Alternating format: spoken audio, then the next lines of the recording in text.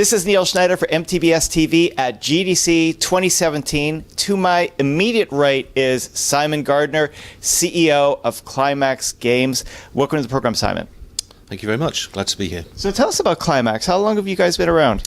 So this is our 29th year. Next year we'll be celebrating 30 years in the games industry.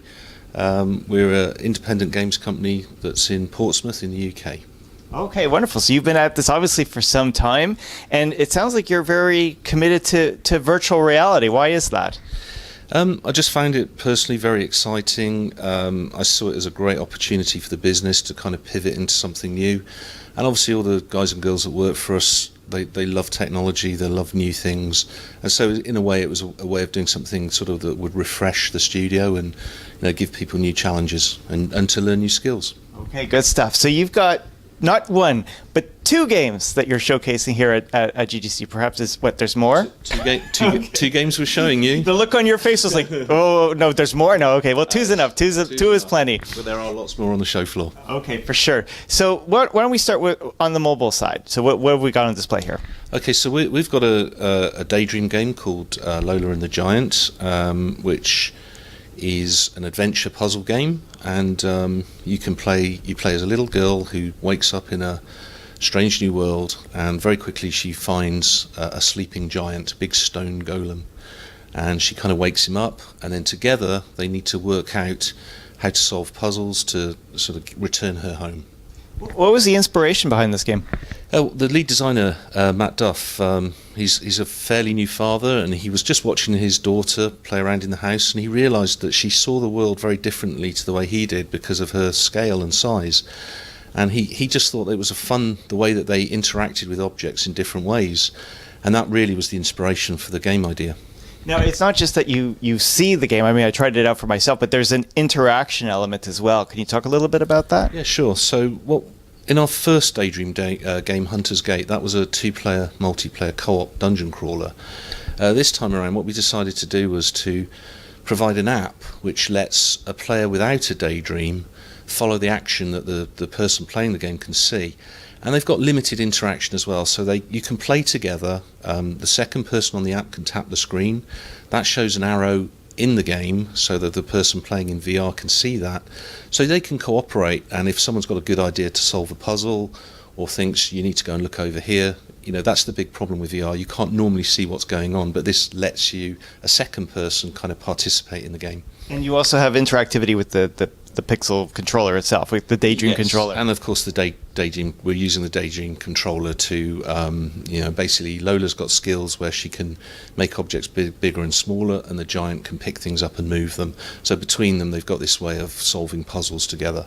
What would you estimate the age group this is appropriate for? I mean, I think playing it on your own, it's definitely it's for all gamers. It's but I think with the additional thing we've put in it with the companion app, I think that kind of lowers the interaction age. So you could play it with your child very easily. Okay, good stuff. Now you've also got an additional game involving chairs, balloons, height, weapons. So you're going to have to do the talking on this one. So this one's Balloon Chair Deathmatch. Does what it says on the tin. So you fly around in a lawn chair with balloons on it, and you've got a revolver in your right hand. You can steer the chair with your left hand, and you've got to fight other people and shoot their balloons, and basically last man standing wins. It's really good fun. It's a multiplayer game. It plays across Rift and Vive. It's on Steam Early Access at the moment, and it's a great fun multiplayer game.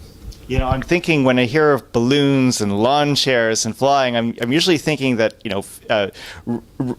reality is imitating fiction, but really this is more fiction imitating reality. Yeah, Lawn Chair Larry, nominated for a Darwin Award. I mean, we'd heard the stories and things like that, but it's just seemed an interesting, quirky thing. What we liked about it is it's kind of a slower pace. It works well with VR, which we've had to put some moderate anti-sickness measures in there to help players that do struggle. But a lot of first-person shooter games, the speed at which you turn and move can really be disorientating for players. So this really was an attempt to slow everything down and to sort of mitigate those things, but still deliver a deathmatch experience to people, which hopefully we've done.